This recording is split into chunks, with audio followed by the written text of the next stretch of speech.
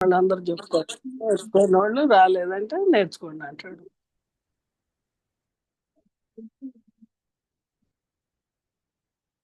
హరే కృష్ణ. మనం శ్రీల ప్రభుపాది లీలామృతం 2వ భాగం చూద్దాం. మొదటి భాగంలో మనం ప్రభుపాదుల వారి జన్మ గురించి, అలాగే ఆయన విద్యాభ్యాసం వాటి గురించి చూసాం. ఎవరికైనా గుర్తుందా ప్రభుపాదుల వారు ఏ సంవత్సరంలో జన్మించారు?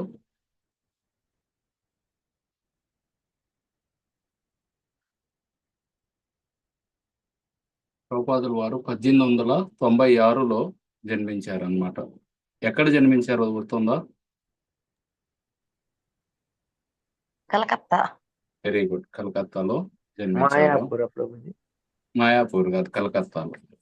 ఓకే. మాయాపూర్ అనేది చైతన్య మహాప్రభు జన్మించారు. కలకత్తాలో శ్రీల ప్రభుపాదుల వారు జన్మించారు. వాళ్ళ అమ్మా నాన్న పేర్లు గుర్తున్నాయా?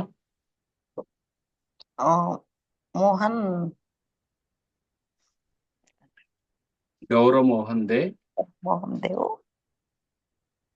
రజని. రజని. వాళ్ళ అమ్మ పేరు రజని, వాళ్ళ నాన్న పేరు గౌరవ్ మోహన్ దే. ఈ అబ్బాయి ఏ చెట్టు కింద పుట్టారు? పనస చెట్టు కింద. పనస చెట్టు కింద పుట్టారు అనమాట. పనస చెట్టు కింద పుట్టారు. ఏ రోజు పుట్టారు?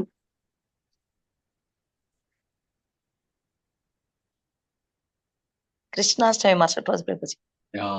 కృష్ణాష్టమి మరుసటి రోజు నందోత్సవం అంటారు. ఆ నందోత్సవం రోజు పుట్టారు కాబట్టి ఆయనకి నందూలాల్ అని ఒక పేరు పెట్టారు. అదే విధంగా ఇంకో పేరేం పెట్టారు ఆయనకి? అభయ శరణ్. అభయ్ చరణ్. వాళ్ళ తమ్ముడి పేరు కృష్ణ చరణ్, ఈయన పేరు అభయ్ చరణ్.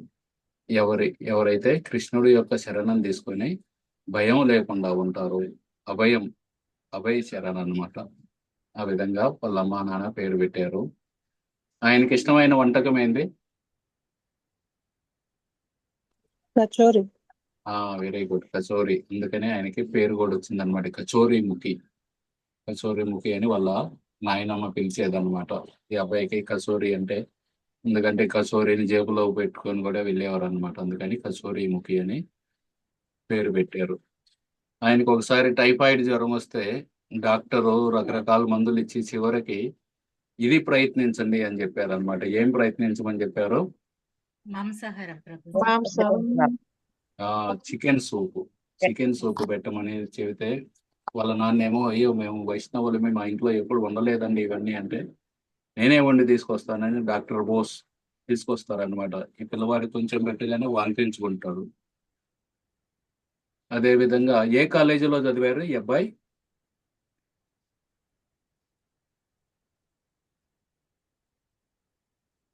స్కాటిష్ చర్చ్ కళాశాల అనమాట. స్కాటిష్ చర్చ్ కాలేజీలో చదివారు. ఆ కాలేజీలో ఈయన సీనియర్ ఎవరు? సుభాష్ చంద్రబోస్. సుభాష్ చంద్రబోస్ ఆ కాలేజీలో సీనియర్ కాబట్టి ఆ విధంగా ఈయనకి జాతీయవాదం, నేషనలిజం, మనకి భారతదేశం స్వాతంత్రం కావాలి, ఆ విధంగా పరిచయం అయ్యారనమాట. దాని విధంగా ఆయన మహాత్మా గాంధీని అనుసరించడం ప్రారంభించారు. ఇంతవరకు చూసాం మనం గత క్లాసులో. ఆయన బాల్యం ఎలాగ 1896లో పుట్టారు, పనస చెట్టు కింద. గౌరమోహన్ దే, రజని. నందోత్సవం రోజు పుట్టారు కాబట్టి నందూలాల్, అలాగే అభయ్ చరణ్ అని పేరు పెట్టారు. జ్యోతిష్యుడు అప్పుడే చెప్పారు అనమాట, 70 ఏళ్ల వయసులో ఈ అబ్బాయి 108 మందిరాలు స్థాపిస్తారు అని. ఈ మధ్యలో ఉన్నారు ఈయన వాళ్ళ నాన్నగారు గౌరమోహన్ దే. ఆ విధంగా మళ్ళీ ఆయన చిన్నప్పుడే రాధా గోవింద మందిరం దగ్గరికి వెళ్ళి గంటల తరబడి దర్శనం చేసుకునేవాడు, చిన్నపిల్లాడు వాళ్ళని. ఆ విధంగా తర్వాత చికెన్ సూప్ ఇవ్వటం, దాన్ని ఆయన వాంతి చేసుకోవటం. అలాగే వాళ్ళ నాన్న బట్టల వ్యాపారం అనమాట. ఎలుకలు ఇబ్బంది పెట్టకుండా షాపులో మధ్యలో కొన్ని బియ్యం పోసి ఒక గిన్నెలో పెట్టేవారు అనమాట. అలాగే వాళ్ళ నాన్నకి ఈయన గొప్ప వైష్ణవుడు కావాలని కోరికుండేది అనమాట. ఈయన శ్రీమతి రాధారాణి భక్తుడు కావాలని. కానీ వాళ్ళ అమ్మకి ఏమి కోరికుండేది? లాయర్ కావాలని. బ్రిటిష్ వాళ్ళ లాయర్ కావాలని వాళ్ళ అమ్మ కోరికుండేది అనమాట. కానీ ఈయనకి ఇష్టం ఉండేది కాదు. ఆ విధంగా అక్కడికి వెళ్తే ఈ తాగుడు ఇలాంటి అలవాట్లు వస్తాయి. పాశ్చాత్య దేశాలకు వెళ్తే మాకు డబ్బులు లేకపోయినా పర్లేదు, మంచి అలవాట్లు ఉండాలి అని ఆయన ఇక్కడే ఉండాలి అని అనుకునేవారు అనమాట. అలాగే వాళ్ళమ్మ ఎడమ చేత్తో భోజనం చేయటం, ఈయన పెరిగిన దాకా నుదుటి మీద లాలాజలంతో చుక్క పెట్టడం, ఈ విధంగా ఉండేది.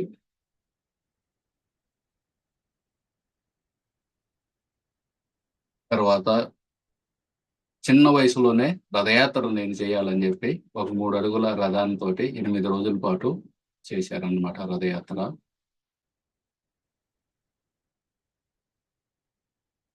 స్కాటిష్ చర్చ్ కళాశాలలో చదివారు.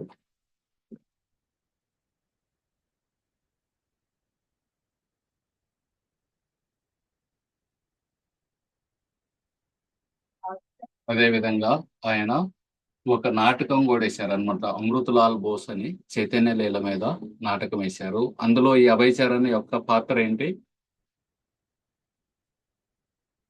ఎవరుగా నటించారు ఈయన?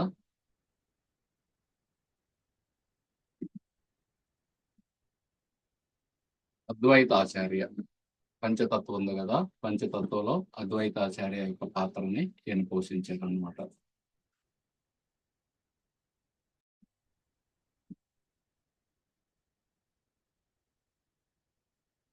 తర్వాత ఆ కాలేజీకి వెళ్ళినాక ఫస్ట్ ఇయర్ లో బాగా అసైన్మెంట్లు అవి ఇవి ఉండి చిన్నప్పటి నుండే రాధాకృష్ణుల యొక్క మూర్తుల్ని పూజించేవారు అనమాట.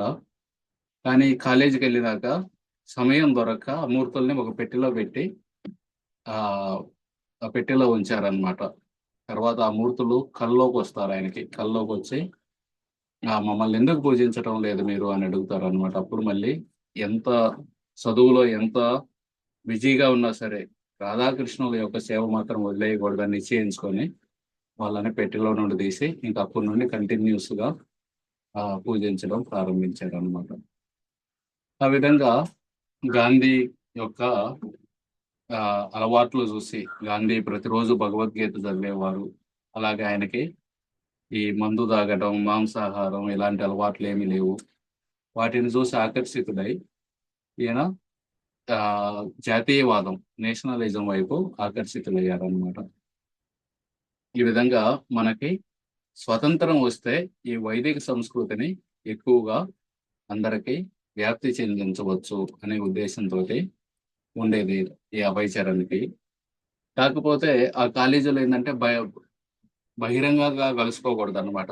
బహిరంగంగా ఒక 100 మంది వచ్చి మాకు స్వాతంత్రం కావాలి అని చెప్పారు అనుకోండి, ఆ 100 మందిని కాలేజీలో నుండి తీసేస్తారు.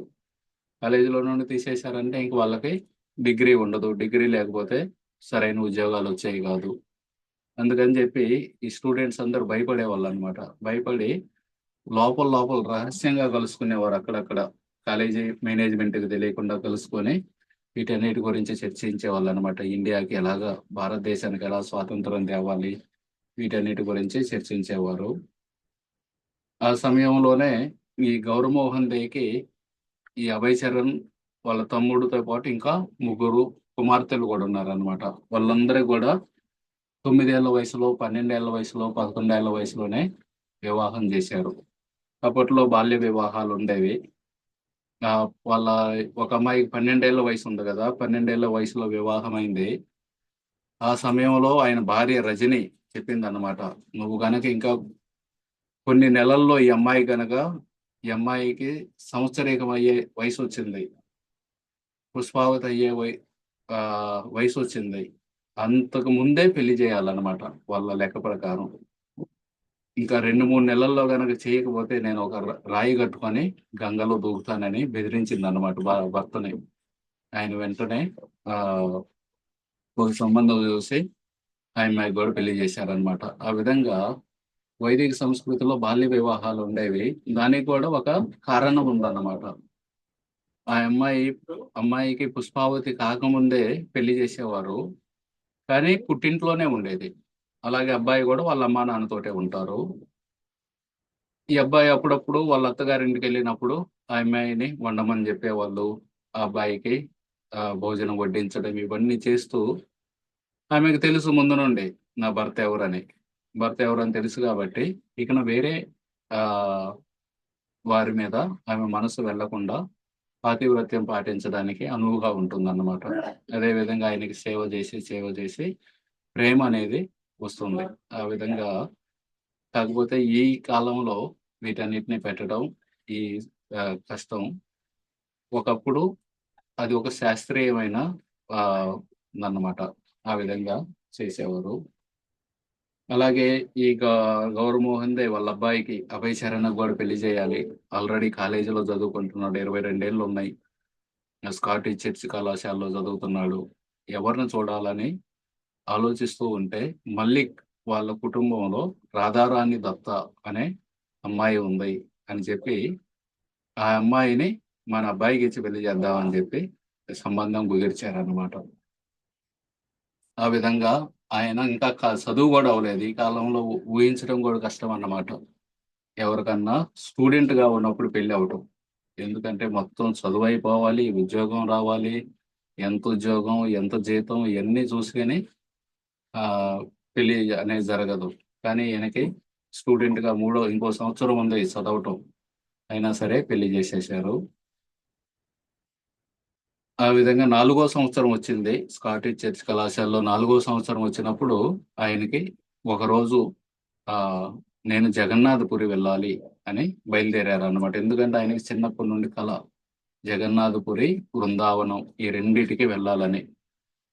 ఆయన ఈ అభయ్ చరణ్ మనలాంటి వ్యక్తి కాదన్నమాట. మనం చూడొచ్చు చిన్నప్పటి నుండే ఒక చిన్న పిల్లవాడు పెద్దవాళ్ళమే మనమే భగవంతుడి ముందు నుంచుంటే కాసేపు చూసినాక మూర్తుల్ని సరే ఇంకా ఏదన్నా క్లాస్ ఉందా, ఏదన్నా కీర్తన ఉందా, లేకపోతే ఇంటికి వెళ్దాం అని బయలుదేరతాం. కానీ ఆయన గంటలు గంటలు చూసేవారు అనమాట రాధా గోవింద యొక్క మూర్తుల్ని. చిన్నప్పటి నుండి ఏం కోరిక బృందావనం వెళ్ళాలి, పూరి వెళ్ళాలి, పనులేంది ఆటలో రథయాత్ర చేయాలి భగవంతుడికి. సో ఆ విధంగా చిన్నప్పటి నుండి ఈ అభయ్ చరణ్ ఒక ప్రత్యేకమైన వ్యక్తి అన్నమాట. నాకు చిన్నప్పుడు కోరిక ఉండేదాన్ని. మా అన్న టూర్కి వెళ్ళారనమాట. స్కూల్లో గవర్నమెంట్ స్కూల్లో వాళ్ళు 150 రూపాయలు అట్లా కట్టించుకొని ఒక బస్సు పెట్టి హైదరాబాద్ తీసుకెళ్లారు మా అన్నయ్యని. ఆయన ఆడికెళ్ళి తిరిగి వచ్చి చెప్పారనమాట, మేము గోల్కొండ చూసాము, బిర్లా మందిరం చూసాం, సాలార్ జంగ్ మ్యూజియం చూసాం, నెహ్రూ జూలాజికల్ పార్క్ ఇవన్నీ చూసామని. నాకు కూడా ఇవి ఎప్పుడోకప్పుడు చూడాలి అని కోరుకుండేది. తర్వాత 2003లో గేట్ పరీక్షలకి కోచింగ్ తీసుకుంటున్న సమయంలో ఈ కోరికలన్నీ పూర్తి చేసుకున్నాను అన్నమాట. అక్కడ ఒక సంవత్సరం ఉన్నాను. ఆ సంవత్సరంలో ఇవన్నీ గోల్కొండ, బిర్లా మందిరం, మ్యూజియం, పార్క్, జూ ఇవన్నీ మనకి ఎలాంటి కోరికలు ఉంటాయి. కానీ ఈయనకి చిన్నప్పటి నుండి బృందావనం వెళ్ళాలి, జగన్నాథపురి వెళ్ళాలి. ఆ విధంగా 4వ సంవత్సరం చిన్నప్పుడు వెళ్ళేవాళ్ళు అనమాట. రైల్వే స్టేషన్కి వెళ్ళటం, పూరికి రైళ్లు ఎప్పుడెప్పుడు ఉన్నాయి, అవి ఎప్పుడు వెళ్తాయి అవన్నీ చూసి రావటం, బృందావనానికి ఎప్పుడు ఉన్నాయి రైళ్లు అవన్నీ చూసి తిరిగి రావటం. కానీ వెళ్ళేవాడు కాదు, ఎందుకంటే చిన్న పిల్లవాడు. వాళ్ళ ఇంట్లో వాళ్ళు కూడా ఒక్కరినే పంపడానికి అనుమతించేవాళ్ళు. కానీ ఇప్పుడు పెద్దవాడు అయ్యారు. 4వ సంవత్సరం వచ్చింది, కాలేజీలో 4వ సంవత్సరం చదువుతున్నారు, పెళ్లి కూడా అయింది. సరే అని చెప్పి వాళ్ళ నాన్న ఒక లెటర్ రాసి ఇచ్చారన్నమాట. ఆయనకు తెలిసిన ఆయన ఒక ఆయన ఉంటే జగన్నాథ్పురిలో వాళ్ళ ఇంటికి వెళ్ళి ఉండు, అక్కడే వాళ్ళు భోజనం కూడా పెడతారు, అక్కడ ఉండి దర్శనానికి వెళ్ళు జగన్నాథ స్వామికి అని ఒక లెటర్ రాసి, ఈ అబ్బాయి మా అబ్బాయి, ఈయనకి వసతి కల్పించండి, అలాగే భోజన సదుపాయాలు కూడా ఇవ్వండి అని చెప్పి లెటర్ రాసిస్తే ఈ అభయ్ చరణ్ వెళ్ళారనమాట. వాళ్ళ ఇంటికి వెళ్ళారు. అలా 4 రోజులు ఉన్నారనమాట జగన్నాథపురిలో. ఎవరింటికైతే ఉత్తరం రాసి పంపారో ఆయన ఈయన వెళ్ళి స్నానం చేసి అన్ని పోయినాక భోజనానికి రమ్మన్నారు. భోజనానికి రమ్మంటే వెళ్ళి కూర్చున్నారు అన్నమాట. వాళ్ళు ఏమో అన్నము, కూరలు అవన్నీ పెట్టి ఒక గిన్నె కూడా ఇచ్చారు. ఆ గిన్నెలో ఓ ముక్క లాంటిది ఏదో తేలుతుంది అనమాట. ఏంది ఇది అని అడిగారు అనమాట. వెంటనే ఆయన ఇది ఆ మాంసం అన్నారు. వెంటనే ఈ అభయ్ చరణ్ మాంసం నేను అసలు నా జన్మలో తినేరగని దీన్ని అనగానే ఇక ఎవరైతే ఆ ఇంటి యజమాని ఉన్నారో ఆయనకు బాధ కలిగింది అనమాట. అయ్యో ఇది మీకు నచ్చిద్దేమో అని చెప్పి స్పెషల్గా తెప్పించి మరీ వండాము, మమ్మల్ని క్షమించాలి అని అడిగితే ఈయన మీరేమి ఇబ్బంది పడద్దు, దయచేసి నేను మీ ఇంట్లో తినను అని చెప్పి 4 రోజుల పాటు జగన్నాథపురిలో ఆనంద్ బజార్ అని ఉంటుంది. జగన్నాథ స్వామికి ఏవేవైతే నైవేద్యం పెట్టారో అవన్నీ ఆనంద్ బజార్లో అమ్ముతారు అనమాట. 4 రోజుల పాటు అక్కడే తిన్నారనమాట. ఆ విధంగా ఆ కొన్ని రోజులు ఆ 4 రోజుల్లో చూశారనమాట. కొంతమంది పూజారులు జగన్నాథ స్వామికి హారతి ఇస్తారు, అవన్నీ ఇస్తారు. బయటకు వచ్చి గోడ పక్కన సిగరెట్ తాగటం ఇవన్నీ చూశారనమాట.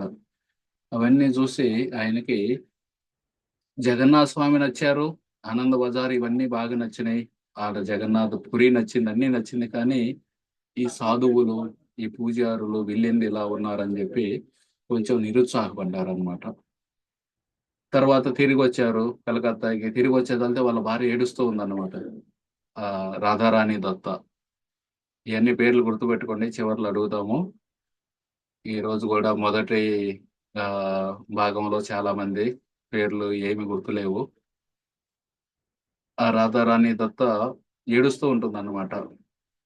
ఏడుస్తూ ఉంటే ఈయన వెళ్ళి అడుగుతారు ఏమైంది అంటే, ఆమెకి అందరూ చెబుతారు అనమాట, మీ ఆయన వెళ్ళిపోయారు పూరి, ఇంక తిరిగి రారు, అక్కడే సన్యాసి అవుతారు, అది ఇది అని చెబుతారు అనమాట. అందుకని ఏడుస్తూ ఉంటుంది ఆమె. ఈయన చూడగానే ఆమె ఏడుపు మానేస్తుంది. ఆమె బాగానే ఉంటుంది, అందంగా ఉంటుంది రాధారాణి దత్త. కానీ ఈ అభయచరానికి నచ్చలేదన్నమాట ఆమె. ఈయనకి అందంగా కనిపించలేదు. అందుకని చెప్పి రెండో పెళ్లి చేసుకోవాలనుకున్నారు అనమాట. ఇంకో పెళ్లి అప్పట్లో ఇప్పుడైతే హిందూ న్యాయ ప్రకారం ఒకరే పెళ్లి ఉండాలి. కానీ ఇది బ్రిటిష్ వాళ్ళు పరిపాలిస్తున్న సమయం. ఆ సమయంలో 1920-21 ఆ సమయంలో రెండో పెళ్లి కూడా చేసుకోవచ్చు అనమాట. ఆయనే వాళ్ళ నాన్నను కూడా అడగలేదు. డైరెక్ట్ గా ఒక అమ్మాయి వాళ్ళ అమ్మా నాన్న దగ్గరికి వెళ్ళి, నేను ఇంకో పెళ్లి చేసుకోవాలనుకుంటున్నాను, మీ అమ్మాయిని ఇస్తారా అని ఈ మాటలు పెట్టారనమాట. అది వాళ్ళ నాన్నకు తెలిసింది, గౌరమోహన్ దేకి తెలిసి ఆయన చెప్పారనమాట, నీకు నీ భార్య నచ్చకపోవటం ఒక రకంగా మంచిది. ఇది ముందు ముందు నీ ఆధ్యాత్మిక జీవితానికి సహాయపడుతుంది. భార్య మీద, కుటుంబం మీద విపరీతమైన ఆకర్షణ ఉంటే అది భక్తి మార్గానికి ఆటంకం కలుగుతుంది. భార్య మీద అంత ఆకర్షణ లేకపోతే అది ఒక రకంగా మంచిది అని చెప్పి గౌరమోహన్ దే సలహా ఇస్తారనమాట. ఈ అబ్బాయి సరే మా నాన్నగారు చెప్పారు కదా అని ఆ రెండో పెళ్లిని విరమించుకుంటారు. తర్వాత 4వ సంవత్సరం అయిపోతుంది, పాస్ అవుతారు, బిఏ పాస్ అయిపోయారు. ఇకన కన్వోకేషన్ అన్నమాట, అందరిని పిలుస్తారు. ఎవరెవరైతే పాస్ అయ్యారో వాళ్ళందరినీ వాళ్ళ పేరు పిలిస్తే స్టేజ్ మీదకి వెళ్ళి సర్టిఫికెట్ తీసుకోవాలి. దానికి పిలుస్తూ ఉంటారన్నమాట. అదే సమయంలో జలియన్ వాలాబాగ్ జరిగింది. జలియన్ వాలాబాగ్ అని పంజాబ్లో భారతీయులు స్వాతంత్ర ఉద్యమకారులు వాళ్ళందరూ ప్రశాంతంగా నిరసన వ్యక్తం చేస్తుంటే జనరల్ డయ్యర్ వచ్చి వాళ్ళందరి మీద విచక్షణారహితంగా కాల్పులు జరిపిస్తాడనమాట. 100 మంది చనిపోతారు ఆ సమయంలో. అది చూసి ఇంకా నాకు గాంధీ నాన్ కోఆపరేషన్ మూవ్మెంట్ మొదలు పెడతారు. సహాయ నిరాకరణ ఉద్యమం. ఎవ్వరూ బ్రిటిష్ వాళ్ళ బట్టలు వాడుకోవద్దు, బ్రిటిష్ వాళ్ళ ప్రొడక్ట్స్ వాడద్దు, బ్రిటిష్ వాళ్ళ చదువులు చదవద్దు, వాళ్ళ కాలేజీల్లో చదవద్దు, వాళ్ళ డిగ్రీలు తీసుకోవద్దు. అదన్నీ విని ఈ అభయ్ చరణ్ కూడా, నాకు ఈ డిగ్రీ వద్దు, నేను పాస్ అయ్యాను స్కాటిష్ చర్చ్ కాలేజీలో బిఏ పాస్ అవటం అంటే చాలా గొప్పది, ఎక్కడైనా ఉద్యోగం వస్తుంది, కానీ ఆయన నాకు వద్దు ఈ డిగ్రీ అని దాన్ని వదిలేశారన్నమాట. కాకపోతే బతకాలి. ఇంకా ఆ సమయంలో ఈ గౌరమోహన్ దే వాళ్ళ ఫ్యామిలీ డాక్టర్ కార్తీక్ చంద్రబోస్, ఈయనే అనమాట చిన్నప్పుడు ఈ అభయ్ చరణ్కి చికెన్ సూప్ పట్టబోయింది. వీళ్ళ ఫ్యామిలీ డాక్టరే కాదు, ఈయన పెద్ద ఇండస్ట్రియలిస్ట్ కూడా. ఈయన బోస్ ల్యాబొరేటరీ అని చెప్పి అల్లోపతి, అప్పటి వరకు అందరూ ఆయుర్వేద మెడిసిన్స్ వాడుకునేవాళ్ళు. ఈయన అల్లోపతి మెడిసిన్స్ కావాలంటే ఇంగ్లీష్ వాళ్ళ దగ్గరే కొనుక్కోవాలి. ఆ సమయంలో ఈయన మాత్రం ఈయన సొంత ల్యాబొరేటరీ పెట్టి ఈయనే ఈ మెడిసిన్స్ తయారు చేయడం మొదలు పెట్టారనమాట. అమ్మేవారు మొత్తం భారతదేశం అంతా. అందులో ఒక డిపార్ట్మెంట్ మేనేజర్గా వీళ్ళ ఫ్యామిలీ ఫ్రెండ్ కూడా అనమాట, గౌరమోహన్ దేకి ఫ్రెండ్ ఈయన డాక్టర్ కార్తీక్ చంద్రబోస్. వాళ్ళ నాన్నగారు అడుగుతారు అనమాట, మా అబ్బాయికి ఏదన్నా మీ కంపెనీలో ఉద్యోగం ఏమంటే డిపార్ట్మెంట్ మేనేజర్గా పెడతారనమాట. 23 ఏళ్ళ అబ్బాయి. కానీ ఆ ల్యాబొరేటరీలో పనిచేసే వాళ్ళే ఉంటారనమాట. 40 ఏళ్ల నుండి పనిచేస్తున్న సీనియర్స్ ఉంటారు. వాళ్ళందరూ నిరసన వ్యక్తం చేస్తారనమాట. మేము ఇన్నేళ్ల నుండి పనిచేస్తున్నాం. మాకు ప్రమోషన్ ఇవ్వకుండా ఎవరో కొత్త అబ్బాయిని తీసుకొచ్చి మా మీద ఇన్ఛార్జిగా పెట్టావు. ఇట్లా ఇట్లా కుదిరిద్ది అది ఇది అంటారనమాట. అప్పుడు ఈ డాక్టర్ కార్తీక్ చంద్రబోస్ చెబుతారనమాట. ఈ అబ్బాయి మా సొంత అబ్బాయి, నా కొడుకు లాంటి వాడు. ఈ పొజిషన్ లో ఉన్నోళ్ళు పెద్ద పెద్ద 40,000 రూపాయలు, అప్పట్లో 40,000 అంటే గొప్ప. అంత దానికి కూడా చెక్ రాయాలి, ఇవన్నీ ఉంటాయి. నాకు ఎవరి మీద అయితే నమ్మకం ఉందో అటువంటి వాళ్ళకే ఇటువంటి పొజిషన్ ఇవ్వగలను. ఆ అబ్బాయి మీద నాకు నమ్మకం ఉంది కాబట్టి ఇచ్చానని వాళ్ళందరికీ నచ్చ చెబుతారు అనమాట. దాని తర్వాత ఖాదీ ఉద్యమం మొదలు పెడతారు గాంధీ. అప్పట్లో బ్రిటిష్ వాళ్ళు పత్తిని దూదిని భారతదేశం నుండి కొనుగోలు చేసి తీసుకెళ్లడం, ఆ దూదిని లండన్ తీసుకెళ్లి అక్కడ సన్నటి బట్టలను తయారు చేసి మళ్ళీ ఇండియాకు పంపుతారన్నమాట. ఇండియాకు పంపి బాగా ఎక్కువ ధరకి అమ్మేవాళ్ళు అనమాట. వీళ్ళ దగ్గర నుండి పత్తి మాత్రం తక్కువ ధరకు కొనడం, బట్టలు మాత్రం ఎక్కువ ధరకు అమ్మడం. అది చూసి గాంధీ, మహాత్మా గాంధీ ఇట్లా కుదరదని చెప్పి మనం ఈ బ్రిటిష్ వాళ్ళ బట్టలు వాడుకోవద్దు, మనం మన చేనేత మగ్గాల ద్వారా కొంచెం మందమైన బట్ట వస్తుంది, పర్లేదు, దాన్నే వాడదాం అని చెప్పి ఆయన కూడా ఆ ఖాదీ బట్టలు వేసుకునే వాళ్ళు. ఆయన కూడా మగ్గంతో ఆ మగ్గాన్ని వాడి బట్ట తయారు చేసేవారు. అదే సమయంలో వాళ్ళ గాంధీ భార్య అడిగారు అనమాట, నేను ఇది కట్టుకోవడం కష్టంగా ఉంది, ఈ ఖాదీ బట్ట మందంగా ఉంది కాబట్టి, ముఖ్యంగా వంట చేసేటప్పుడు కష్టంగా ఉంది. కేవలం వంట చేసే సమయంలో ఆ బ్రిటిష్ వాళ్ళ బట్టలు ఉన్నాయి కదా, అవి వేసుకుంటాను, మిగతా టైంలో ఖాదీ వేసుకుంటాను అంటారనమాట. ఈయన సరే అలాగే వేసుకోండి మీరు, అందులో ఇబ్బంది ఏం లేదు, మీ స్వాతంత్రం మీకుంది, కాకపోతే నా స్వాతంత్రం నాకు కూడా ఉంది, అటువంటి బట్టలు వేసుకొని ఉండితే నేను తినని చెబుతారనమాట. ఆ విధంగా ఆ ఖాదీ ఉద్యమం ఎక్కడో ఒక పల్లెటూరులో కానీ సిటీల్లో కానీ వెళ్ళి ఈ బ్రిటిష్ వాళ్ళ బట్టలు మనం వాడకూడదు అని చెప్పటం, అందరూ బ్రిటిష్ వాళ్ళ బట్టలు తీసుకొచ్చి కుప్పలా వేయడం, తగలబెట్టడం, ఆ విధంగా జరిగేదన్నమాట.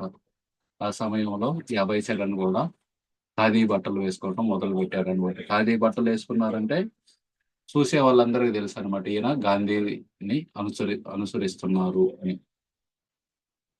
ఆ విధంగా జీవితం జరిగిపోతుంది. ఈ బోస్ ల్యాబొరేటరీలో పనిచేస్తున్నారు, భార్య ఉంది, చదువు అయిపోయింది, ఉద్యోగం చేస్తూ అలాగే గాంధీని పాటిస్తూ జరుగుతున్న సమయంలో నరేంద్రనాథ్ మల్లిక్ అనే ఒక అబ్బాయి ఈ అబ్బాయికి స్నేహితుడు అన్నమాట. వాళ్ళ ఇంట్లోకి ఒక సాధువు వచ్చి, మాయాపూర్ నుండి ఒక సాధువు వచ్చి కొన్ని క్లాసులు చెప్పి వెళ్ళారు. తర్వాత వాళ్ళు ఎక్కడ ఉంటారంటే ఉల్టాడంగా జంక్షన్ లో ఉన్నామని చెబితే, అదే సమయానికి ఈ భక్తి సిద్ధాంత సరస్వతి ఠాకూర్ వచ్చారనమాట. మాయాపూర్ నుండి వచ్చి ఉల్టాడంగా జంక్షన్ లో క్లాసులు ఇస్తున్నారు. అప్పుడు ఈ నరేంద్రనాథ్ మళ్ళీ ఈ అభయ్ చరణ్ అడిగారు అనమాట, మాయాపూర్ నుండి ఒక సాధువు వచ్చారు, మనం వెళ్ళి ఆయన కలుద్దాం. ఎందుకంటే వాళ్ళ ఫ్రెండ్ సర్కిల్ అందరిలో అభయ్ చెప్పిన దాని మీద అందరికి నమ్మకం ఉంటుంది. సో వాళ్ళందరూ కూడా ఈ నిజమైన సాధువా కాదా, మనకైతే నిజమైన అనిపిస్తుంది, అభయ్ కూడా ఒకసారి చెప్పారు అనుకోండి ఈయన నిజమైన సాధువు అని, అప్పుడు మనకు నమ్మకం కలిగింది. అందుకని ఈ అభయ్ చరణ్ తీసుకెళ్ళాలి అని చెప్పి ఆయన బతిమలాడతారనమాట, వెళ్దాం పదా అని. కానీ ఈ అభయ్ చరణ్ మాత్రం వద్దు వద్దు, నేను చూశాను, చాలా మంది సాధువులను చూశాను, మా ఇంట్లో ప్రతిరోజు 4 సాధువులకి మా నాన్న భోజనం పెట్టేవాళ్ళు, భోజనం పెట్టించి వాళ్ళందరిని అడిగేవాళ్ళు అన్నమాట, మా అబ్బాయి రాధారాణి భక్తుడు కావాలి, దయచేసి మీరందరూ ఆశీర్వాదాలు ఇవ్వండి. వాళ్ళు తినేసి వెళ్తారు, బయటికి వెళ్ళి గంజాయి తాగేవాళ్ళు. జగన్నాథపురి వెళ్ళి చూశాను, వాళ్ళు ఎలాంటివి ఉంటారు ఈ సాధువులు. ఇటువంటి వాళ్ళని నేను చాలా మందిని చూశాను, వాళ్ళంతా దొంగలు.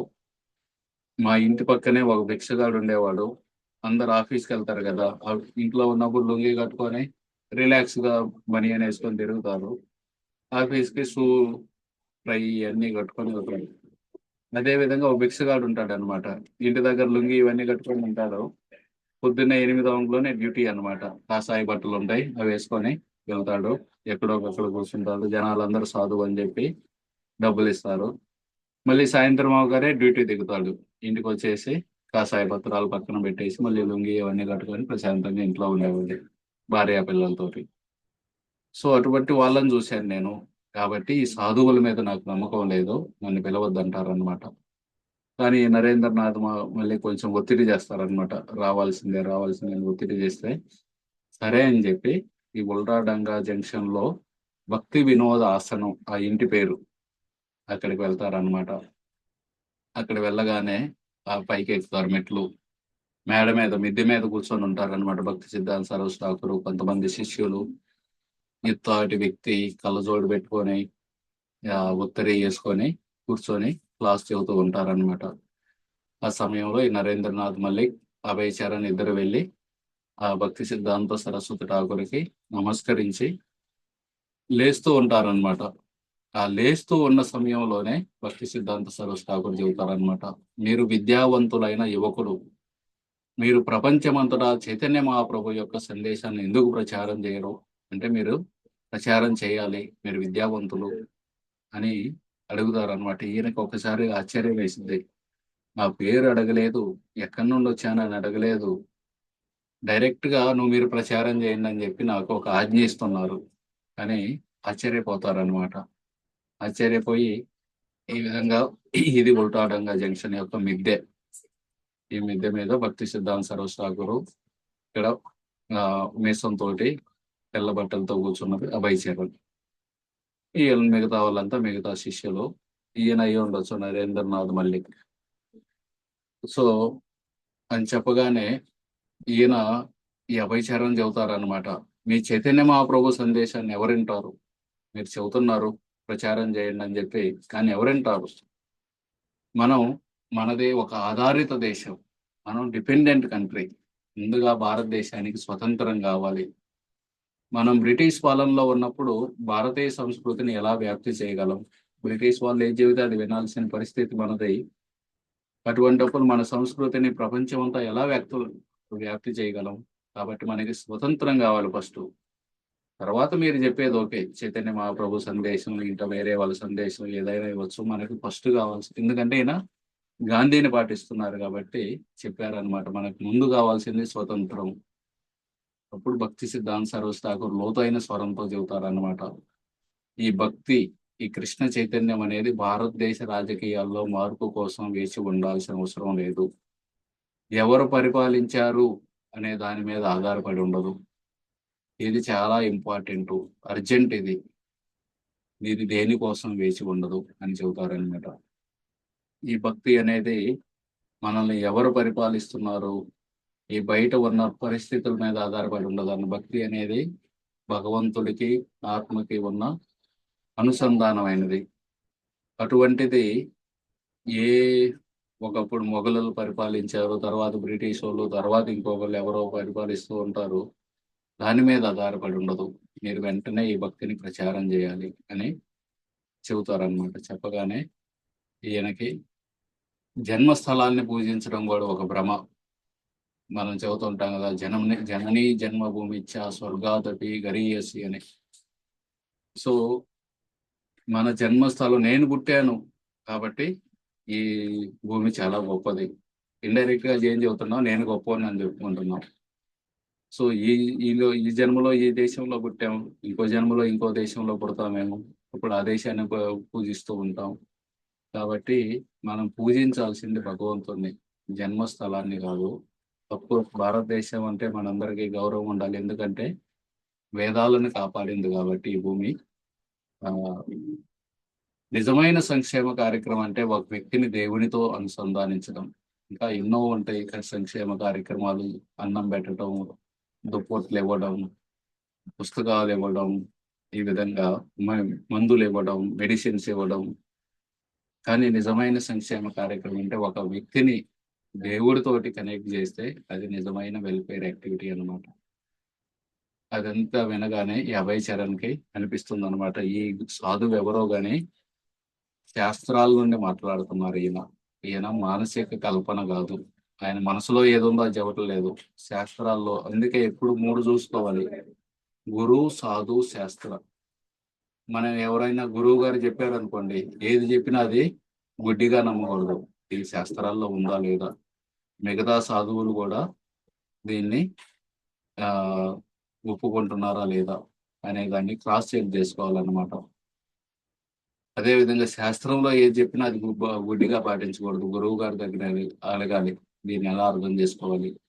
అలాగే సాధువులు ఎలా అర్థం చేసుకున్నారు? ఈ విధంగా ఈ మూడిటి క్రాస్ చెక్ ఉండాలన్నమాట. గురువు, సాధువు, శాస్త్రాలు. ఈ విధంగా అభయ్ ఓడిపోయాడనమాట. ఈయనేమన్నాడు, మనకి స్వాతంత్రం ఉందన్నారు. ఆయనేమో స్వాతంత్రం కాదు, భక్తి అనేది ముందు. చివరికి ఒప్పుకున్నారనమాట. అవును, భక్తి అనేది ముందు, స్వాతంత్రం అనేది వీటన్నిటి మీద. ఈ భక్తి అనేది వేరే ఏటి మీద ఆధారపడి ఉండదు. ఓడిపోయారు మొదటిసారి. వాళ్ళ ఫ్రెండ్ సర్కిల్లో డిబేట్లు వీటన్నిటిలో ఎప్పుడు ఆయనే గెలిచేవారు. మొదటిసారి వాళ్ళ గురువు గారి ముందు ఓడిపోయారు. కానీ సంతోషపడ్డారన్నమాట. ఆయన తర్వాత వాళ్ళిద్దరు దిగారు. నరేంద్రనాథ్ మల్లిక్, అభయ్ చరణ్. వాళ్ళకి బ్రహ్మచారి ఒక ఆయన వచ్చి కొంచెం ప్రసాదం ఇచ్చారు. అది తినేసి మెట్లు దిగి బజార్లోకి వచ్చినాక ఆ నరేంద్రనాథ్ మల్లిక్ అడుగుతారనమాట, మరి మీరు చెప్పండి, మీరు మీ ఉద్దేశం ఏంది ఈ సాధువు గురించి అనగానే ఈయన చెబుతారనమాట. చైతన్య మహాప్రభు యొక్క ఈ ఉద్యమం, ఈ సందేశం ఒక గొప్ప నిపుణుడి చేతుల్లో ఉంది. ఆయన రక్షిస్తారు దీన్ని అని చెబుతారనమాట. మనసులో అనుకుంటారనమాట, అనవసరంగా ఆల్రెడీ పెళ్లి చేసుకొని ఉన్నాను. పెళ్లి కనుక చేసుకోకుండా ఉన్నట్టయితే నేను ఈయన దగ్గర, మా గురువు గారి దగ్గర మిగతా సన్యాసులు ఎలా సేవ చేస్తున్నారు అలా సేవ చేసి ఉండేవాడిని అని అనుకుంటారు. వెంటనే అక్కడికక్కడే మనసులో ఈయనే మా గురువు అని ఒకే ఒక్క మీటింగ్లోనే స్వీకరిస్తారన్నమాట. భక్తి సిద్ధాంత సరస్వతి ఠాకూర్ని ఆయన గురువుగా స్వీకరిస్తారు. స్వీకరించి ఆ విధంగా గౌడీ మఠానికి వెళ్ళడం ప్రారంభిస్తారనమాట. అప్పటి వరకు కూడా చిన్నప్పటి నుండి ఆయన మృదంగం నేర్చుకున్నారు. అదే విధంగా రాధాకృష్ణులకి పూజ చేస్తున్నారు. ఇవన్నీ చేస్తున్నారు కానీ ఎక్కువగా శాస్త్రాలను చదవలేదు. ఈ గౌడీ మఠం భక్తులతో అనుబంధం అయిన తర్వాత వాళ్ళు పుస్తకాలు ఇవ్వడం మొదలు పెట్టారు. భాగవత్ ప్రెస్ లో భక్తి సిద్ధాంత సరస్వతి ఠాకూర్ చైతన్య చరితామృతాన్ని, విశ్వనాథ్ చక్రవర్తి ఠాకూర్ యొక్క భగవద్గీతని, చైతన్య భాగవతం, ఇలా ఎన్నో పుస్తకాలని ప్రచురించారనమాట.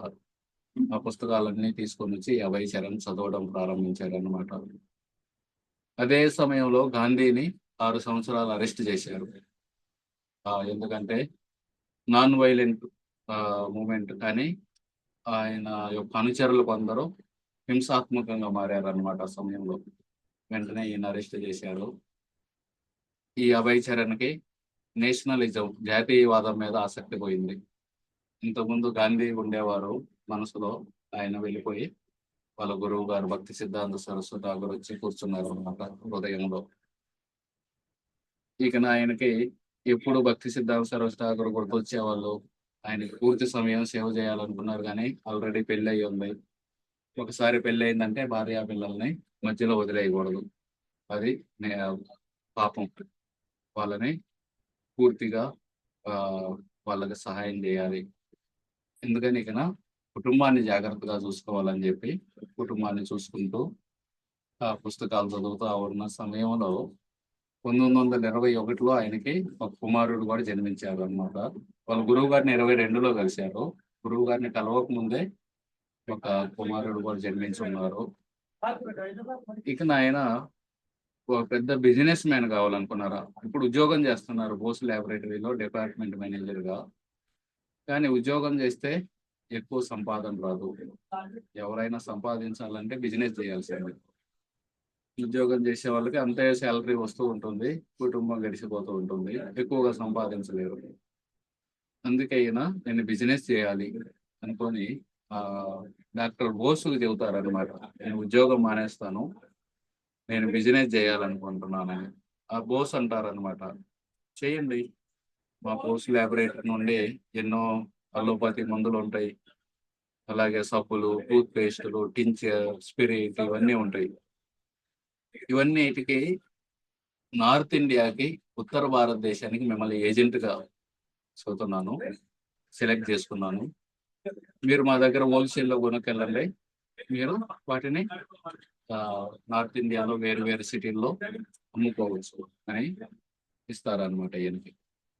సరే అని చెప్పి ఈ అలహాబాద్లో ఒక ఆఫీస్ ఏర్పాటు చేసుకుంటారు అన్నమాట. బాద్షాహి ముండి అనే ఒక ఏరియాలో ఒక ఇల్లు అద్దెకు తీసుకొని, జాన్సన్ గంగ్ రోడ్లో ఒక ఆఫీస్ అద్దెకు తీసుకొని, అక్కడ ప్రయాగ్ ఫార్మసీ అని పేరు పెట్టి ఈ బోస్ ల్యాబొరేటరీ నుండి కొనుక్కు రావటం, వాటిని ఈ ఫార్మసీ ద్వారా అమ్మటం అన్నమాట. ఆడ ఒక డాక్టర్ బోస్ అని ఒక ఆయన ఉంటాడు, ఆయనతో భాగస్వామ్యం ఏర్పరచుకుంటారు అనమాట. ఆయనకు ఆల్రెడీ ఒక క్లినిక్ ఉంటుంది. మీ క్లినిక్ మూసేయండి, నా దగ్గరకు వచ్చి ప్రయాగ్ ఫార్మసీలో కూర్చోండి, పేషెంట్లు వస్తారు కదా వాళ్ళందరికీ మందులు రాయండి, ఆ మందులు నేను ఇస్తాను. ఎన్ని మందులు అమ్మితే అందులో 25% మీకు వచ్చింది. ఆ కోర్సు కూడా సరే అని చెప్పి ఆయన క్లినిక్ మూసేసి ప్రయాగ్ ఫార్మసీలో ఆయన డాక్టర్గా, ఈయన ఫార్మసిస్ట్గా వ్యాపారం మొదలు పెడతారనమాట. అదే సమయంలో ఒక అమ్మాయి కూడా పుడుతుంది అలహాబాద్లో ఉన్నప్పుడు. వాళ్ళ నాన్న కూడా ముసలితనం వస్తుంది, 75 ఏళ్ళు వచ్చి ఆయన కూడా అలహాబాద్ వస్తారు వీళ్ళతో పాటు ఉండటానికి వాళ్ళ అబ్బాయితోటి. వాళ్ళ అక్క రాజేశ్వరి, ఆమెకి పెళ్ళి అయిందని చెప్పాం కదా, వాళ్ళ భర్త చనిపోతారు, వితంతువు అవుతుంది ఆమె. వాళ్ళ అబ్బాయిని తులసిని తీసుకొని ఆమె కూడా వస్తుంది అలహాబాద్. ఆ విధంగా వీళ్ళందరూ అలహాబాద్లో ఉండేవాళ్ళు. ఆ సమయంలో ఈ ప్రయాగ్ ఫార్మసీకి మన పండిత్ జవహర్ లాల్ నెహ్రూ ఉన్నారు కదా, ఆయన, వాళ్ళ నాన్న మోతీలాల్ నెహ్రూ, వాళ్ళు కూడా వచ్చి ఈ అలోపతి మెడిసిన్లో కొనుక్కునే వాళ్ళు అనమాట. అభయ్ చరణ్ వాళ్ళ షాప్ నుండి వాళ్ళందరూ అక్కడ ఉన్నప్పుడు ఈ ఫోటో ప్రయాగ్లో ఒక ఫోటో స్టూడియోకి వెళ్ళి తీసుకుంటారు అనమాట ఈ ఫోటోని. ఆ సమయంలో వీళ్ళందరూ ఉండేవాళ్ళు అక్కడే. అభయ్ చరణ్, వాళ్ళ ఒక అబ్బాయి ఒక అమ్మాయి అని చెప్పాం కదా, ఈ పెద్ద అబ్బాయి, ఈయన అమ్మాయి, వాళ్ళ నాన్న గౌరమోహన్ రాయ్, ఈమె రాజేశ్వరి, వాళ్ళ అక్క విడో అయిందనమాట, వితంతువు, ఈమె కొడుకు తులసి, అభయ్ చరణ్ వాళ్ళ తమ్ముడు కృష్ణ చరణ్, ఆయన భార్య రాధారాణి. సో వీళ్ళందరూ ఆ ప్రయాగ్లో అలహాబాద్లో ఉండేవాళ్ళు. ఈయన బిజినెస్ చేసేవాళ్ళు, ప్రయాగ్ ఫార్మసీ బిజినెస్. ఆ బిజినెస్ ప్రకారం వేరు వేరు సిటీలకు వెళ్ళడం, కాన్పూర్ అని, గయా అని వేరు వేరు సిటీలకు వెళ్ళి ఈ ప్రొడక్ట్స్ అమ్మటం, సేల్స్ అన్నమాట. కానీ ఎక్కడికి వెళ్ళినా సరే వైష్ణవ ఆహారం మాత్రమే తీసుకునేవాళ్ళు. ముంబైలో ఎంపైర్ హోటల్ అని ఉంటుంది, అక్కడ ఉండేవాళ్ళు అనమాట. ముంబై వచ్చినప్పుడు, అప్పట్లో బాంబే, వాళ్ళు అప్పుడప్పుడు ఉల్లిపాయలు లేకపోతే పుట్టగొడుగులు ఇవన్నీ పెట్టినా సరే నాకు ఇవన్నీ వద్దని చెప్పి కేవలం వైష్ణవులు తినే ఆహారమే తీసుకునేవారు. ఎక్కడికి వెళ్ళినా ఉదయాన్నే లేచి సన్నీటి స్నానం చేయటం అనమాట.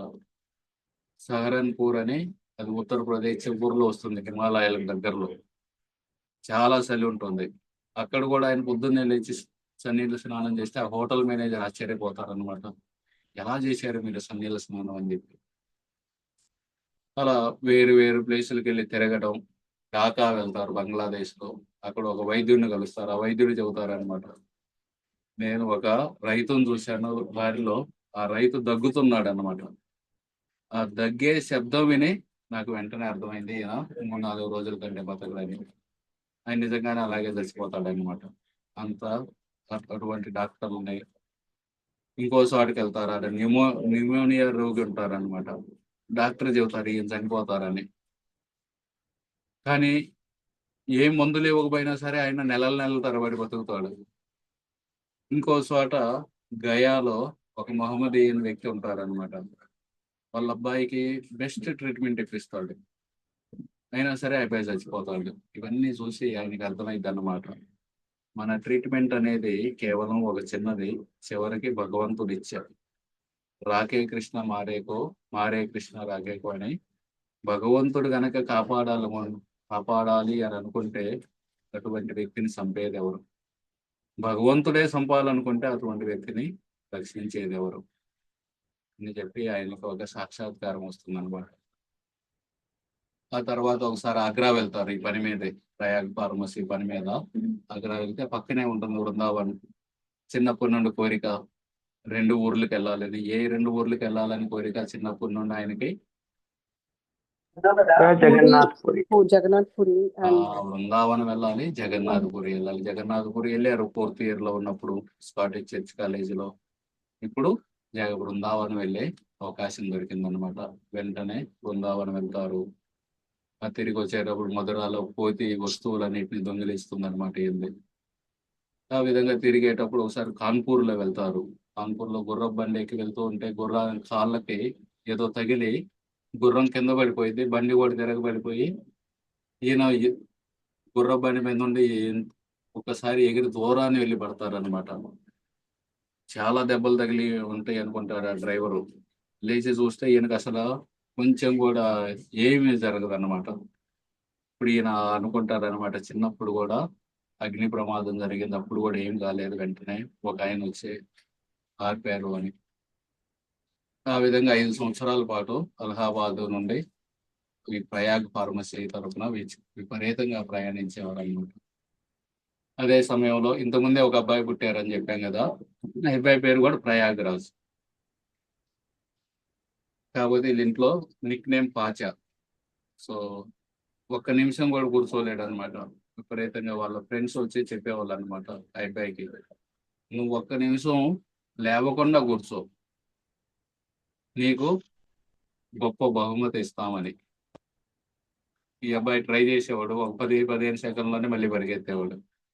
సో ఒక్క నిమిషం కూడా తర్వాత ప్రభుపాదులు వారు చెప్పేవారు అనమాట, మన మనసు కూడా అలాంటిది అనమాట. చిన్నపిల్ల తోటి ఒక్క నిమిషం కూడా కూర్చోలేదు మా అబ్బాయిని. ఒక నిమిషం మా ఫ్రెండ్స్ చెప్పేవాళ్ళు, ఒక నిమిషం కూర్చో అని, కానీ కూర్చోలేకపోయేవాడు అని చెప్పేవాడు. తర్వాత పిల్లాడు తిరుగుతున్న ఫ్యాన్ తాకాలనుకుంటూ ఉంటాడు అనమాట. ఎన్నిసార్లు వద్దని చెప్పినా సరే మళ్ళీ వెళ్తూ ఉంటాడు. అప్పుడు వాళ్ళ ఫ్రెండ్ చెబుతారు అనమాట, నువ్వు స్పీడ్ తగ్గించు అని. ఈయన సరైన ప్లగ్ తీస్తారు. ప్లగ్ తీసినప్పుడు చిన్నగా తిరుగుతుంటుంది. సరే ఇప్పుడు వెళ్ళి తాకమంటారు. ఈ పాచా వెళ్ళి తాకంలో తగిలిద్ది. కాకపోతే చేతికి ఏం కాదు, ఎందుకంటే స్పీడ్ తక్కువ ఉంది కదా. వేలికేం కాదు. కాకపోతే ఈయనకు అర్థమైంది ఇది డేంజర్ అని, ప్రమాదం అని. మళ్ళీ తర్వాత వెళ్ళి తాకు అంటే నీకు నేను తాకను అంటాడు. ఆ విధంగా కొంతమంది ఎక్స్పీరియన్స్ ద్వారా, ముఖ్యంగా పిల్లలు ఎక్స్పీరియన్స్ ద్వారా నేర్చుకుంటారు. బాగా ఉన్నతమైన వాళ్ళు విని నేర్చుకుంటారు. దాని తర్వాత వాళ్ళు చూసి నేర్చుకుంటారు. 3వ తరగతి వాళ్ళు అనుభవించి నేర్చుకుంటారు. 4వ తరగతి అనుభవించుకొని నేర్చుకోరు అన్నమాట. తర్వాత ఈ అమ్మాయి సులక్ష్మణ పుట్టింది. సులక్ష్మణకి మాటలు వస్తున్న సమయంలోనే గురువాష్టకం నేర్పించారు. సంసార దావ నలలీదలోక త్రణాయ కారుణ్య కనాగనత్వం. ఆ విధంగా ప్రయాగ ఫార్మసీలో ఉన్న సమయంలో భక్తి ప్రదీప్ తీర్థ మహారాజ్, భక్తి సిద్ధాంత సరస్వతి ఠాకూర్ యొక్క శిష్యుడు అనమాట. ఆయన వస్తారు ఈయన మెడికల్ షాప్కి వచ్చి దండం పెట్టి చెబుతారనమాట, మేము ఇక్కడ అలహాబాద్లో గౌడీ మఠాన్ని పెట్టాలనుకుంటున్నాం, మీరు సహాయం చేయగలరా మాకు అని. వెంటనే ఆయన ఆల్రెడీ వాళ్ళ గురువుగా స్వీకరించారు భక్తి సిద్ధాంత సరస్వతి ఠాకూర్ని. వెంటనే ఆయన డబ్బు సహాయం చేసి, ఆ పక్కనే డాక్టర్ ఘోష్ ఉన్నారు, ఆయన చేత కూడా చందా ఇప్పించి, తర్వాత వాళ్ళ ఇంట్లో క్లాస్ ఏర్పాటు చేస్తారు. భక్తి ప్రదీప్ తీర్థ మహారాజ్ అని పిలిచి, మీరు క్లాస్ ఇవ్వండి అని. వాళ్ళు మొదటి అంతస్తులో వాళ్ళ నాన్న ఉంటారు గౌరవమోహన్ దే, ఆయన పిలుస్తారు అనమాట, రండి ఇట్లా క్లాస్ ఉందని. ఆయనకి 75 ఏళ్ళు. ఆయన వణుకుతూ వచ్చి కూర్చొని ఆయన అనుకుంటారనమాట, ఎవరో నిరాకారవాదులు వచ్చారని. ఆయన తిడతారనమాట, ఎందుకు పిలిచావు ఇటువంటి వాళ్ళని. తర్వాత అర్థమైంది అన్నమాట, భక్తి ప్రదీప్ తీర్థ మహారాజ్ క్లాస్ ఇస్తున్నప్పుడు అర్థమైంది, ఈయన వైష్ణవులని. ముసలాయన అప్పుడు కూడా ఆయన సాష్టాంగ నమస్కారం చేసి, నేను అపరాధం చేశాను, నన్ను క్షమించండి, మీరు నిరాకారవాదులు అనుకున్నానని చెబుతారనమాట. ఆ విధంగా భక్తి ప్రదీప్ తీర్థ మహారాజ్ కొన్ని రోజుల తర్వాత ఆయన వెళ్ళిపోతారు. కానీ ఒక 5-6 బ్రహ్మచారులను అక్కడే ఉంచి వెళ్తారనమాట, మీరు గౌడీ మతాన్ని స్థాపించండి ఇక్కడ అని. అందులో ఒక ఆయన అతులానంద బ్రహ్మచారి. ఆయన ఇంటింటికి వెళ్ళి ఈ గౌడీ మఠానికి సబ్స్క్రైబర్స్ అన్నమాట. నెలకు రూ. 1 కట్టాలి. రూ. 1 కడితే వాళ్ళకి మ్యాగజైన్ వెళ్ళింది నెల నెల. అలా ఇల్లు తిరుగుతూ ఈ అభయ్ చరణ్ వాళ్ళ ఇంటికి కూడా వస్తారు. వచ్చి ఆయన వీళ్ళిద్దరి మధ్యలో భక్తి గురించి చాలా చర్చలు జరుగుతాయి. ఆ విధంగా ఉన్న సమయంలో గౌడీ మఠం వీళ్ళ ఇంటి దగ్గరకు వచ్చింది అనమాట. వీళ్ళ ఇంటి దగ్గరకు రాగానే రోజు ప్రయాగ ఫార్మసీకి వెళ్ళడం, సాయంత్రం తిరిగి రాగానే గౌడీ మఠానికి వెళ్ళి కీర్తన చేయటం, మృదంగం వాయించడం. వాళ్ళందరూ అక్కడున్న బ్రహ్మచారులు ఆశ్చర్యపోయేవాళ్ళు, ఈయనకి మృదంగం ఎంత బాగా ఎలా వచ్చా అని. వాళ్ళ నాన్న నేర్పారు కదా చిన్నప్పుడు. ఆ విధంగా బాగా పలుకుబడి ఉన్న వాళ్ళని మఠానికి తీసుకెళ్లి పరిచయం చేయడం, ఆ విధంగా మఠానికి సహాయం చేశారనమాట. ఈయన భక్తి ప్రదీప్ తీర్థ మహారాజ్. ఈయన వీళ్ళ ఇంటికి వచ్చి సహాయం అడుగుతారనమాట, గౌడీ మఠం మేము ఇక్కడ పెట్టాలి అని. ఆ సమయంలో గౌరమోహన్ దే యొక్క ఆరోగ్యం క్షీణిస్తుంది అనమాట 1930లో. ఆ సమయంలో ఈ అభయ్ చరణ్ బాంబేలో ఉంటారు బిజినెస్ పని మీద. ఇక వాళ్ళ కుటుంబ సభ్యులందరూ ఆయన చుట్టూ ఉంటారు. చాలా రోజుల నుండి తినలేదు, ఆ తినక కేవలం జ్యూస్ అవి తాగుతూ ఉంటారు. ఇక రాత్రిపూట వస్తారనమాట ఈ అభయ్ చరణ్. ఇప్పుడంటే మనకు వాట్సాప్లు ఉన్నాయి, ఫోన్లు ఉన్నాయి. అప్పట్లో వస్తే వచ్చినట్టు, లేదంటే లేదు. ఆయన వచ్చి తలుపు కొడతారనమాట. తలుపు కొడితే వీళ్ళ నాన్న గౌరమోహన్ దే ఆయన చెబుతారు వాళ్ళ కూతురికి రాజేశ్వరికి, నువ్వు వెళ్ళి తలుపు తీయని. అబ్బాయి వచ్చాడు, తలుపు తీయని. ఆముండి, లేదు లేదు అబ్బాయి ఇక్కడ లేరు, అబ్బాయి బాంబేలో ఉన్నారనేది. లేదు డోర్ బయట ఉన్నారు, నువ్వు వెళ్ళి తలుపు తీయ అంటారనమాట.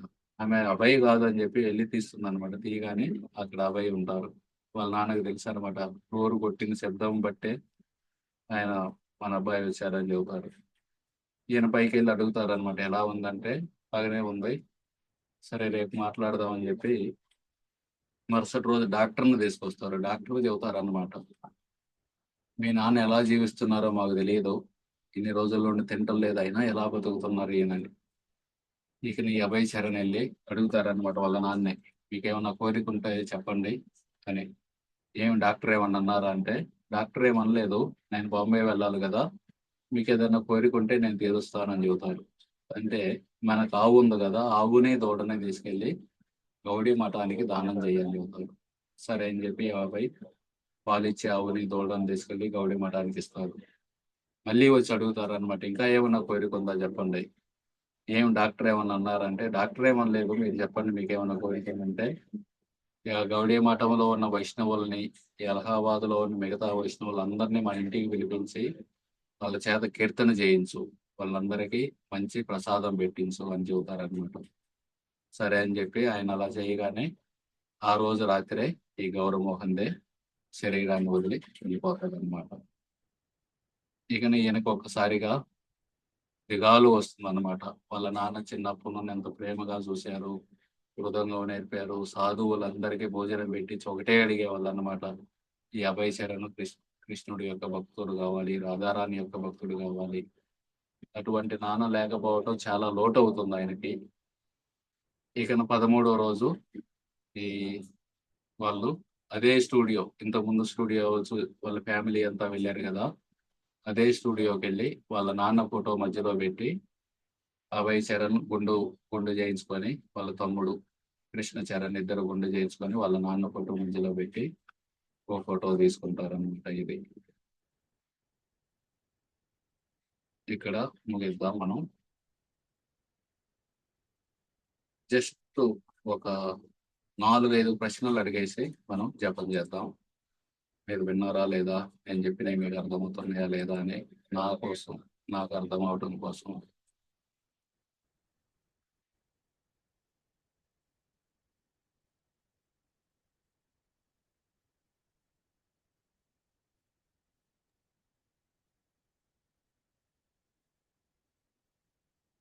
ఆయన ఏ డిగ్రీ పాస్ అయ్యారు?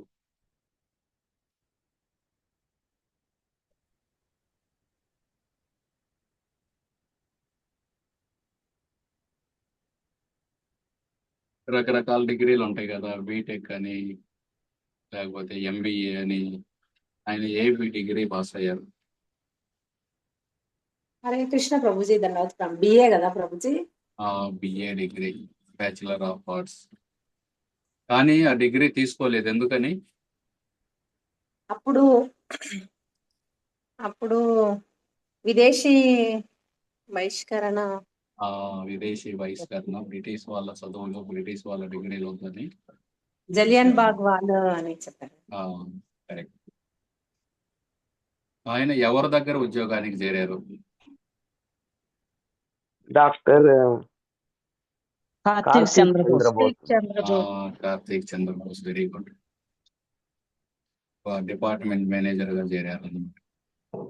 ఆయన్ని భక్తి సిద్ధాంత సరస్వతి ఠాకూర్ దగ్గరికి ఎవరు తీసుకెళ్లారు? నరేంద్ర మల్లిక్. నరేంద్రనాథ్ మల్లిక్. నరేంద్రనాథ్ మల్లిక్ తీసుకెళ్తానంటే ఆయన చాలా మంది సాధువులు తీశాను, వద్దు వద్దన్నా సరే బలవంతంగా తీసుకెళ్తారనమాట.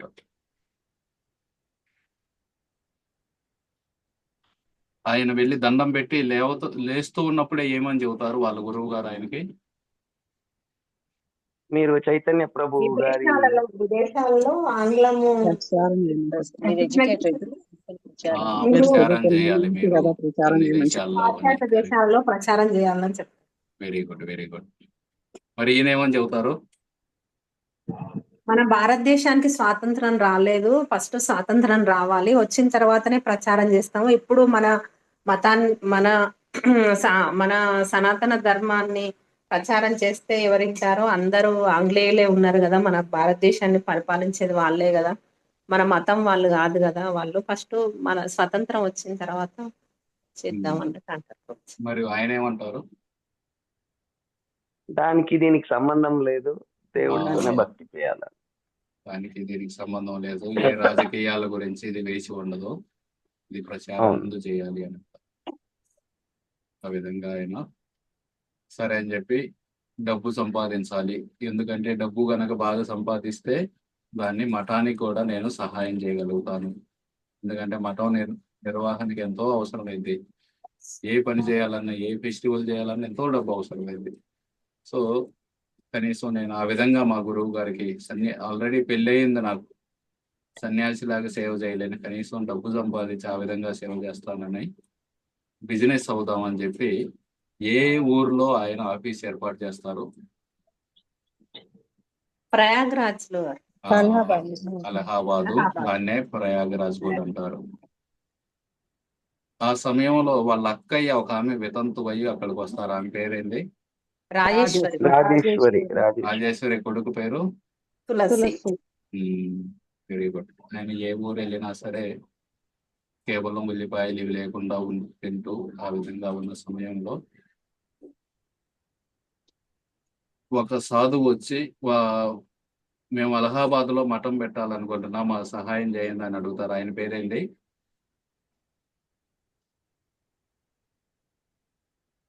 భక్తి ప్రదీప్ తీర్థ Maharaj.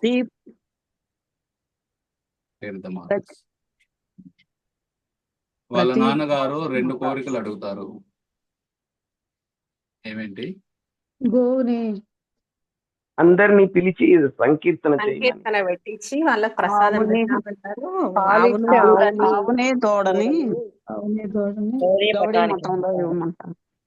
Very good, thank you. అందరు మంచిగా విన్నారు. వాళ్ళ